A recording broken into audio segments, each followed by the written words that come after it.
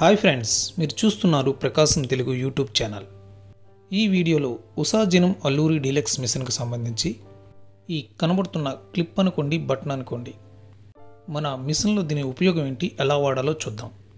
మామూలుగా అయితే ఈ బటన్ టచ్ చేస్తే స్టిచ్ రివర్స్ పడుతుంది.